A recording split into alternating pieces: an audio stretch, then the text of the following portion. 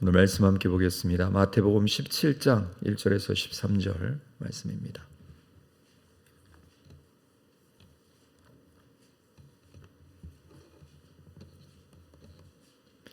마태복음 17장 1절부터 13절까지 말씀을 한 절씩 교독하겠습니다. 엿새 후에 예수께서 베드로와 야고보와 그 형제 요한을 데리시고 따로 높은 산에 올라가셨더니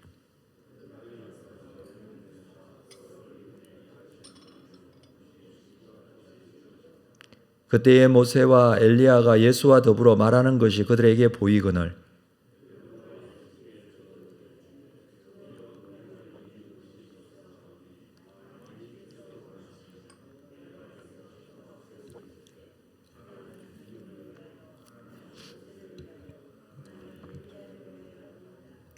말할 때에 호련히 빛난 구름이 그들을 덮으며 구름 속에서 소리가 나서 이러시되 이는 내 사랑하는 아들이요 내 기뻐하는 자니 너희는 그의 말을 들으라 하시는지라. 예수께서 나와 그들에게 손을 대시며 이르시되 일어나라 두려워하지 말라 하시니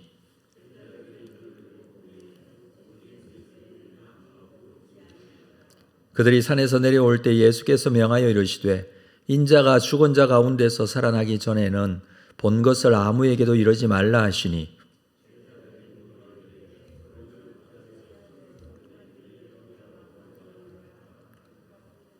예수께서 대답하여 이르시되 엘리야가 과연 먼저 와서 모든 일을 회복하리라.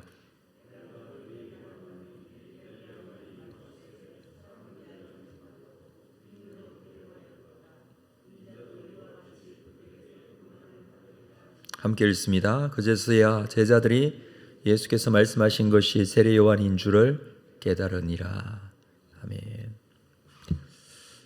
마태복음 16장 16절에서 베드로는 위대한 신앙의 고백을 하게 되죠. 예수님은 그리스도시요 살아계신 하나님의 아들입니다. 이것은 인간이 할 수 있는 가장 위대한 신앙의 고백이라 여겨지고 있습니다. 자, 이 신앙의 고백이 있었던 이 사건 후에 예수님께서는 제자들에게 첫 번째 순환을 예고하십니다. 복음서에서는 순환 예고가 굉장히 중요한 의미가 담겨 있습니다. 그래서 첫 번째로, 두 번째로, 세 번째까지 그렇게 순환 예고에 대한 이야기를 기록을 하고 있습니다. 그래서 어제 본문인 16장 21절에 이때로부터라는 단어가 나오는데 이때부터 예수님의 사역은 예루살렘에서의 순환으로 맞춰지고 있습니다. 지금부터는 이 방향이 예루살렘으로 가는 길입니다. 자, 오늘 본문은 이 첫 번째 순환 예고 후에 변화산 사건을 기록을 하고 있습니다. 이 변화산은 이스라엘의 최북단에 있는 헬몬산을 의미합니다. 자, 1절에 보면 엿새 후에 예수께서 베드로와 야고보와 그 형제 요한을 데리시고 따로 높은 산에 올라가셨더니, 그러니까 16장에 사건이 있었고 엿새 후라고 말합니다. 16장의 사건은 13절에 보면 빌립보 가이사랴 지방이라고 했습니다. 갈릴리 북쪽에 있는 곳이죠. 예루살렘 갈릴리로부터 한 40km 정도 북쪽으로 올라가야 합니다. 이로부터 엿새 후에 높은 산에 올라가셨다. 이 높은 산이라고 표현하고 있기 때문에 이 산이 어디인지 여러 가지 논쟁이 있습니다만은 그 북쪽에 있는 헬몬산으로 우리가 여기고 있습니다. 헬몬산은 빌립보 가이사랴 북쪽에 있는데 그 높이가 2,800m가 넘습니다. 물론 예수님께서 높은 산에 올라가셨다라는 것은 이 산의 정상 꼭대기에 올라가셨던 건지 아니면 그 산 허리나 또는 낮은 봉우리들이 많이 있는데 그곳에 가셨는지는 정확하지 않습니다. 중요한 것은 이 높은 산에 가셔서 변형이 되십니다. 2절에 보면 그들 앞에 변형되사 그 얼굴이 해같이 빛나며 옷이 빛과 같이 희어졌더라. 이렇게 변형된 것은 예수님의 모습이 하늘에 있는 천사처럼 하늘의 존재를 표현하는 그런 전형적인 방식이죠. 얼굴이 해같이 빛나고 옷은 빛과 같이 희었다라고 합니다. 성경에 보면 최후 심판 이후에 하늘의 존재로 변형될 성도들, 하나님 나라에서 빛난, 해같이 빛나는 존재가 될 것이다 라고 기록을 하고 있습니다. 예수님께서는 이 사건 직전에 순환을 예고하실 때에 16장 27절에 보면 인자가 아버지의 영광으로 그 천사들과 함께 오겠다. 그 영광으로 천사들과 함께 오겠다라고 하신 그 말씀이 바로 이루어지고 있습니다. 직전에 했던 말씀이 변화산에서 아버지의 영광으로 이렇게 변화되어지는 모습을 보여주고 있습니다. 그리고 앞으로 이후에 예수님께서는 이 모습으로 재림하실 것입니다. 그때에 이 말씀이 완전히 또 이루어지게 될 것입니다. 자, 그때에 3절에 모세와 엘리야가 예수와 더불어 말하는 것이 그들에게 보였다라고 합니다. 자, 이들은 구약을 대표하는 인물이죠. 모세는 율법을 대표하고요. 엘리야는 선지자를 대표합니다. 이들과 같이 성도들도 장차 이와 같이 될 것이라는 것을 보여줍니다. 그러니까 예수님이 변형되신 것은 예수님이 누구신지에 대해서 말해주는 부분이죠. 예수님은 거룩한 하나님의 아들이시다라는 것을 보여주는 것이고, 성도들 중에 모세와 엘리야가 보여지는 것은 성도들 또한 이후의 모든 성도들도 거룩한 존재로 변화될 것이다 라는 것을 보여주는 내용입니다.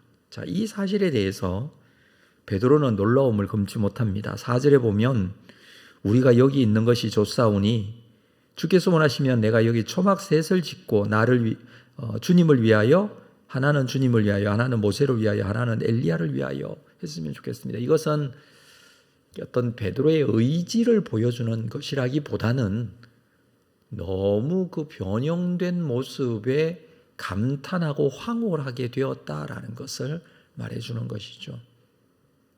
여기서 그냥 살았으면 좋겠습니다. 너무 거룩하고 황홀한 모습입니다. 이런 내용일 것입니다. 자, 이런 베드로의 이야기에 따로 대답은 없고 하늘에서 소리가 들립니다. 자, 5절을 볼까요? 5절 말씀은 같이 읽겠습니다. 5절 시작. 말할 때에 호련히 빛난 구름이 그들을 덮으며 구름 속에서 소리가 나서 이르시되 이는 내 사랑하는 아들이요 내 기뻐하는 자니 너희는 그의 말을 들으라 하시는지라. 예수님이 누구신지에 대해서 말씀해 주고 있습니다. 호련히 빛난 구름이 그들을 덮고 구름 속에서 소리가 납니다. 이는 내 사랑하는 아들이요 내 기뻐하는 자니. 이것은 예수께서 세례 요한에게 세례를 받으실 때도 하늘에서 소리가 나서 성령이 비둘기같이 강림하시고 하나님의 소리가 나서 이는 내 사랑하는 아들이요 내 기뻐하는 자다 라는 말씀이 있었습니다.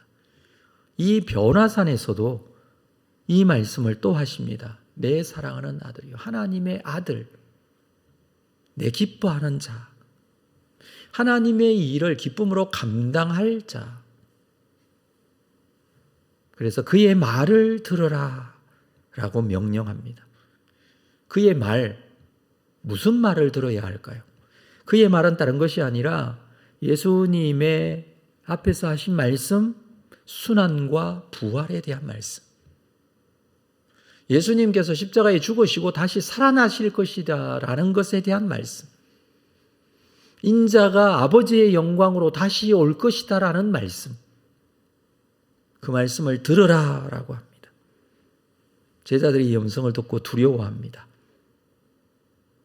이 두려워하는 제자들에게 7절 말씀에 보면 예수께서 나와 그들에게 손을 대시며 이러시되 일어나라 두려워하지 말라. 8절 제자들이 눈을 들고 보매 오직 예수 외에는 아무도 보이지 아니하더라. 모세와 엘리야도 보이지 않고 호련히 빛났던 구름도 보이지 않습니다. 예수 외에는 아무것도 보이지 않습니다. 현실로 돌아왔다라는 것이죠. 이러한 하늘의 영광스러운 모습을 얻기 위하여 앞으로는 이 영광스러운 모습을 얻게 될 것인데 이것을 얻기 위하여 현재 해야 될 일, 현재로 돌아온 것입니다. 지금은 예수 외에 아무도 보이지 않습니다. 물론 예수님과 성령 하나님 함께 하시고 하나님께서 동행하시고 천사들이 그들과 함께 할 것에 대한 모습들 눈에 보이지는 않지만 그것을 변화산에서 실제로 보여주신 사건이라 할 수 있습니다. 그러나 지금은 예수 외에는 아무도 없습니다. 제자들과 함께 현실적인 모습, 현재의 모습으로 돌아온 것을 말해주고 있습니다. 9절에 보면 그들이 산에서 내려올 때에 이제 산에서 내려옵니다. 베드로는 여기서 평생 살고 싶습니다 라고 말할 정도로 좋은 그 영광스러운 모습을 보았지만 예수님은 그들을 데리시고 다시 산을 내려오십니다. 그리고 이렇게 말합니다. 예수께서 명하여 이르시되 인자가 죽은 자 가운데서 살아나기 전에는 본 것을 아무에게도 이르지 말라. 이렇게 말씀하시는 이유는 이 사실, 이러한 모습으로 변형된 이 사실에 대한 이야기로 인해서 어떤 잘못된 메시아 사상, 그것 때문에 예수님의 고난의 길을 방해할 수 있기 때문에 지금 예수님이 가야 할 길은요, 순환 예고 이후에 십자가 지는 일, 고난받으시고 십자가에 죽으시는 일, 이후에 3일 만에 부활하시는 일입니다. 그런데 제자들뿐만 아니라 예수를 따르는 무리들은 예수님께서 메시아로 오셔서 이 고난의 현장에서 지금 현재 이 로마라는 이 제국을 물리치고 나라가 독립되어지고 다윗의 왕권이 회복되어지고 다윗 시대의 나라와 같이 부강해지는 것, 그게 가지고 있는 메시아 사상입니다. 거룩한 예수님의 모습을 본 제자들이 이 모습을 알리게 되면 그 때가 되었다, 잘못된 이러한 메시아 사상에 대한 생각들이 오히려 그들에게 잘못된 신앙으로 이어지게 할 것입니다. 예수님께서 가시는 길은 고난의 길이라고 그랬습니다. 이 길과는 다른 길이죠. 중요한 것은 예수님께서 이렇게 변형되신 것은 예수님의 정체성을 보여준다고 그랬습니다. 그러나 그 때가 지금은 아니라는 거예요. 지금은 예수님께서 예루살렘으로 가셔야 합니다. 십자가에 죽으셔야죠. 그리고 제자들은 이 예수님의 말씀에 순종해야 합니다. 우리에게 주시는 말씀이기도 합니다. 우리도 하나님 앞에 서게 되는 존재인데 그때 이 거룩한 모습으로 영화로운 존재가 될 것입니다. 우리의 장차의 모습을 보여주는 것이죠. 그러나 지금 현재는 어떠합니까? 지금 현재 우리에게 주어진 삶이 고난의 삶일 수도 있고 견뎌야 할, 십자가를 져야 할 그런 삶의 자리일 수도 있습니다. 그래서 우리는 기도하고 우리의 신앙을 분투하며 주님 앞에 열심으로 최선을 다하고 있는 삶을 삽니다. 이 아침에 일찍 일어나 주님 앞에 나와 기도하면서 주님의 뜻을 구하고 주님께 가까이 가기를 원합니다. 이러한 모습들은 장차 있게 될 성도들에게 주어진 영광스러운 모습, 예수님께서 이미 제자들에게 보여주시고 성경에 기록한 이 모습, 반드시 우리에게 주어질 줄로 믿는 믿음이 필요합니다. 로마서 8장 18절에서 사도 바울은 이렇게 말했습니다.